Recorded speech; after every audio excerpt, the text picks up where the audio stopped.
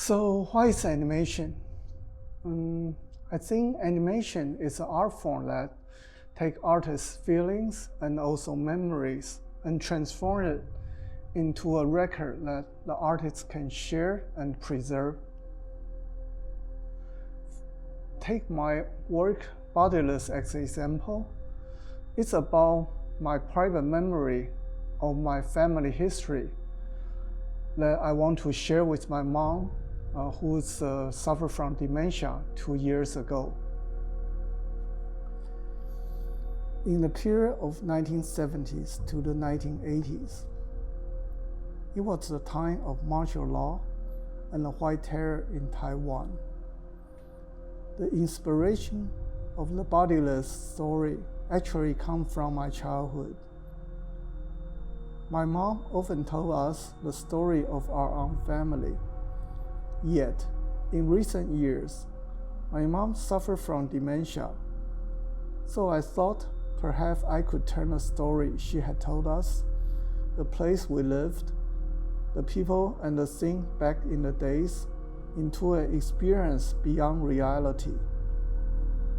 So that one day when I finished my work, I could give my mom a version of her story, and perhaps it will bring back the memories for her about the story she had told us. I believe now that we have things like VR, we will also start to remember our past through different means. And that will affect us in the way we experience things.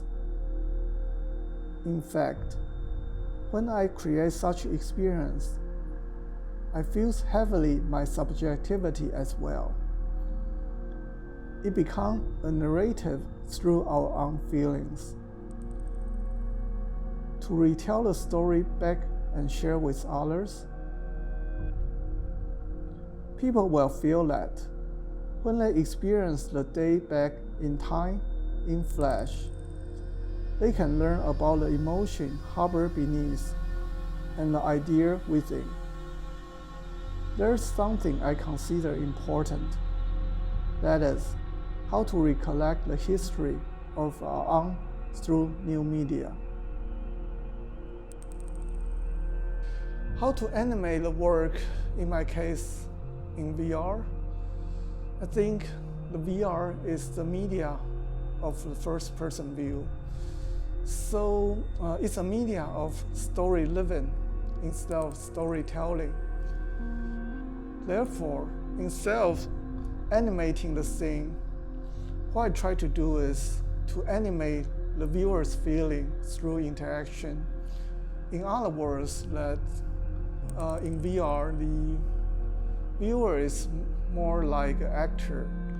They understand what I want to tell them through acting of themselves.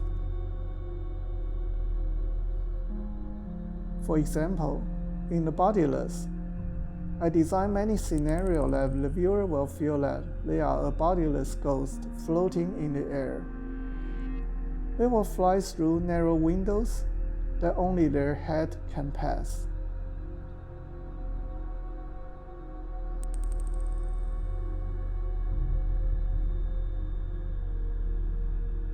Another important aspect is the parallel between the living world and the spiritual world.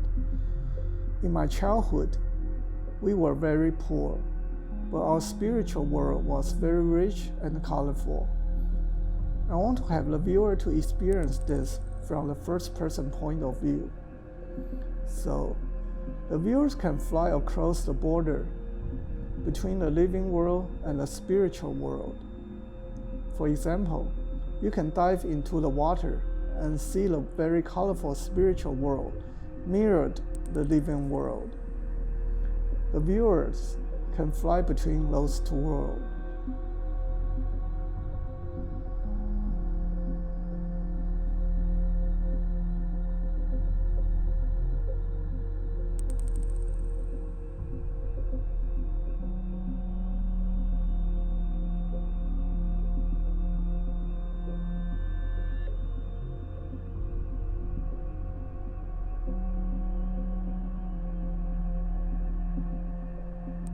Another example is that in my childhood, my family squeezed in a very tiny apartment.